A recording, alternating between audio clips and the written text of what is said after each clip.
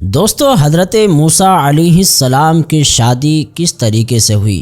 آج ہم آپ کو حضرت موسیٰ علیہ السلام کی شادی کا دلچسپ واقعہ سنانے والے ہیں۔ دوستو، حضرت موسیٰ علیہ السلام اللہ تبارک و تعالیٰ کے برگزیدہ پیغمبروں میں سے ایک ہیں۔ اللہ تبارک و تعالیٰ نے حضرت موسیٰ علیہ السلام پر آسمانی کتابوں میں سے ایک کتاب توریت نازل فرمائی۔ آپ اللہ تبارک و تعالیٰ کے نبی اور اللہ کے رسول اور حضرت شعیب علیہ السلام کے داماد تھے۔ آپ کی شادی کا واقعہ بہت ہی دلچسپ اور حیران کر دینے والا ہے۔ حضرت موسیٰ علیہ السلام ایک عرصے تک شاہی تربیت میں زندگی بسر کرتے رہے۔ جوانی کے دور میں داخل ہوئے تو بہت ہی شکتیشالی اور بہادر جوان نکلے۔ آپ کو معلوم ہو گیا تھا کہ آپ اسرائیلی ہیں اور مصری خاندان سے آپ کا کوئی رشتہ ناتا نہیں ہے۔ انہوں نے یہ بھی دیکھا تھا کہ اسرائیل پر سخت ظلم ہو رہے ہیں اور وہ مصر میں بہت ہی ذلت اور غلامی کی زندگی بسر کر رہے ہیں۔ یہ دیکھ کر ان کا خون کھولنے لگا اور موقع بموقع عبرانیوں کی حمایت اور نصرت میں وہ آگے آ جاتے ہیں۔ ایک بار آپ نے دیکھا کہ ایک مستری ایک اسرائیلی کو بنا وجہ مار رہا ہے،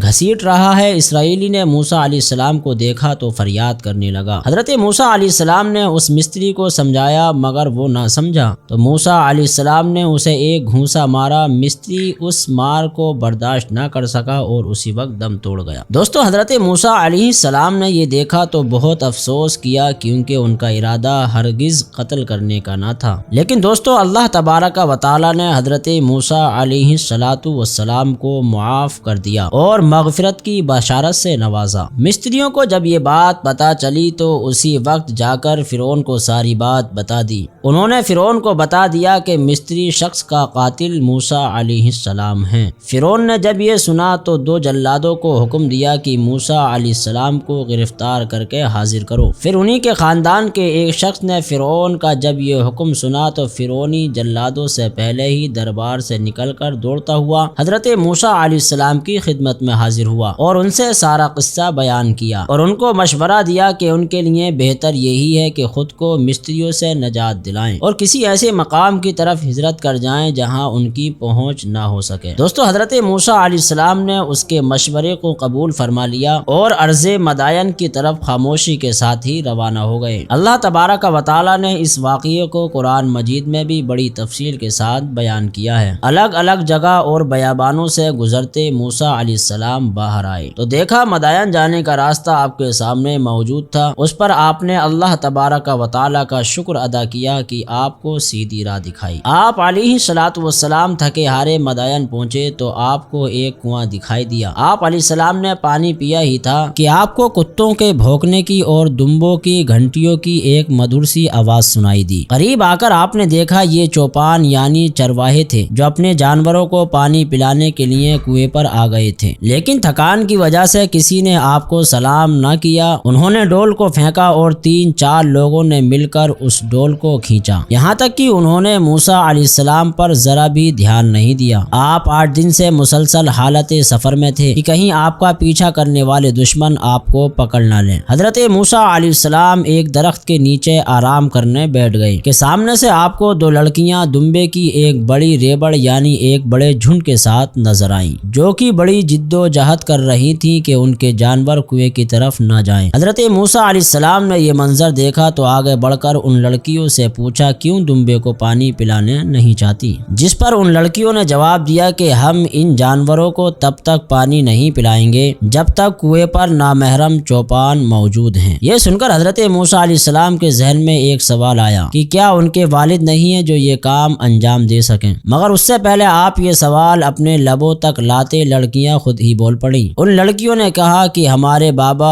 اب بوڑھے ہو گئے ہیں، وہ تو ہمت نہیں رکھ سکتے کہ اس کام کو انجام دیں، اس لیے ہم یہ کام خود ہی کرتے ہیں۔ یہ سن کر حضرت موسیٰ علیہ السلام کو بڑا ہی دکھ ہوا۔ آپ نے کنویں پر موجود چوپان کی جانب نگاہ کی اور دمبوں کو ریبڑ ریبڑ یعنی جھنڈ لے کر اس طرف چل دیے۔ خدا پرستی اور غیرت کی وجہ سے آپ اپنی تھکان بھول چکے تھے۔ آپ نے جوش میں جو ڈول کو نیچے پھینکا اور اکیلے ہی ڈول کو کھینچ کر اور جانوروں کو پانی پلا کر خوب سیراب کیا۔ لڑکیوں کو بات سمجھ میں نہیں آ رہی تھی کہ کس طرح اس نوجوان کا شکریہ ادا کریں، لہٰذا وہ خوش ہو کر ریبڑ یعنی بھیڑوں کا جھنڈ لے کر گھر کی طرف روانہ ہو گئی۔ حضرت موسیٰ علیہ السلام ایک بار پھر تھکے ہارے درخت کے نیچے بیٹھے اور دبے ہونٹوں سے دعا کی، یا اللہ ہر وہ نیکی میری طرف بھیج جس کی مجھے ضرورت ہے۔ جب وہ لڑکیاں واپس اپنے گھر پہنچی تو ابا ان کے انتظار میں تھے، بستر سے اٹھے بھی نہ تھے کہ انہیں اپنی بیٹیوں کی آنے کی خبر ملی۔ لڑکیاں خوشی خوشی والد کے پاس گئیں۔ حضرت شعیب علیہ السلام نے فرمایا،